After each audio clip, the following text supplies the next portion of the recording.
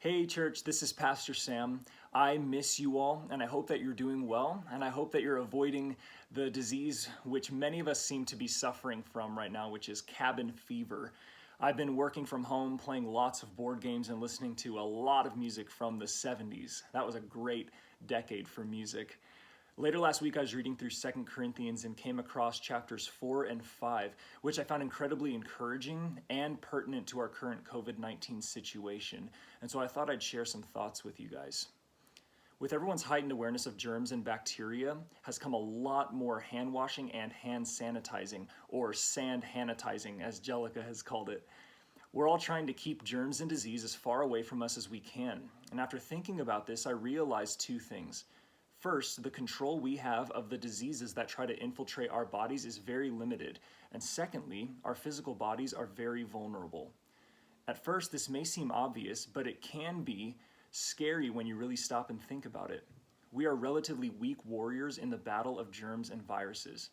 We can be smart and use common sense to ward off as much as we can, but we don't get to choose the days when we wake up feeling sick.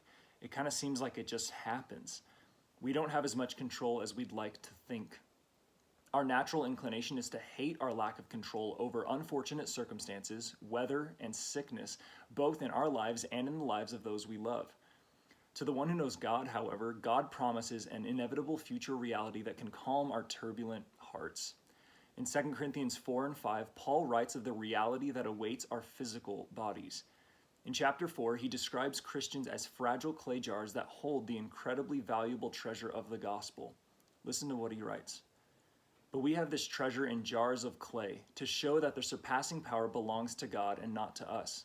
We are afflicted in every way, but not crushed, perplexed, but not driven to despair, persecuted, but not forsaken, struck down, but not destroyed, always carrying in the body the death of Jesus, so that the life of Jesus may also be manifested in our bodies.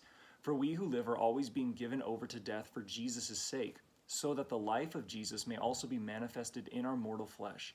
So death is at work in us, but life in you. Since we have the same spirit of faith according to what has been written, I believed and so I spoke, we also believe and so we also speak, knowing that he who raised the Lord Jesus will raise us also with Jesus and bring us with you into his presence. For it is all for your sake, so that as grace extends to more and more people, it may increase thanksgiving to the glory of God. Even now, as we live in the uncertainty of the coronavirus, and even as some members of our church body wrestle with the virus and feel like fragile clay jars, we have a hope. Did you catch it? He who raised the Lord Jesus will raise us also with Jesus. Although we aren't wrestling with persecution like the Apostle Paul was, we may find ourselves feeling like he did, afflicted, perplexed, and struck down.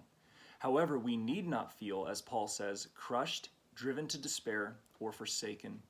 Listen to the next few verses. So we do not lose heart. Though our outer self is wasting away, our inner self is being renewed day by day.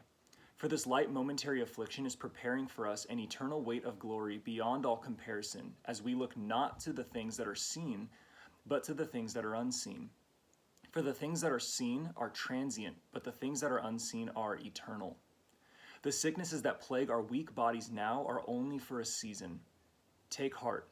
COVID-19 is a light momentary affliction compared with the eternal weight of glory that awaits us. Our glorious future, Paul says, is heavy, meaning it's weighty, it's significant. It's funny that Paul writes weight of glory because glory means weightiness or importance. And so he's writing the weight of weightiness, the significance of the most significant. When we stand in the presence of God one day, it will be a more palpable reality than our reality now. Our bodies will see, hear, smell, taste, and touch more clearly than we can now, with no sickness to block our way. Paul brings this description of the reality for our physical bodies in the future to its peak in chapter 5. He says, "For we know that if the tent that is our earthly home is destroyed, we have a building from God, a house not made with hands, eternal in the heavens. For in this tent we groan, longing to put on our heavenly dwelling, if indeed by putting it on we may not be found naked. For while we are still in this tent, we groan, being burdened, not that we would be unclothed, but that we would be further clothed, so that what is mortal may be swallowed up by life. He who has prepared us for this very thing is God, who has given us the Spirit as a guarantee. So we are always of good courage. We know that while we are at home in the body, we are away from the Lord, for we walk by faith, not by sight. Yes, we are of good courage, and we would rather be away from the body and at home with the Lord. So whether we are at home or away, we make it our aim to please him.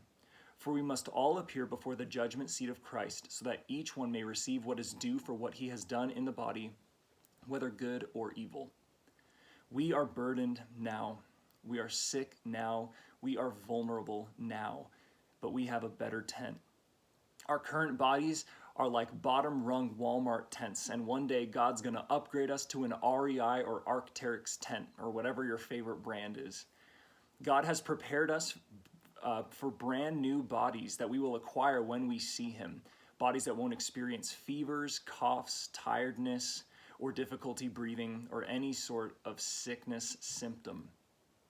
This has incredible bearing on the Christian response to the coronavirus situation.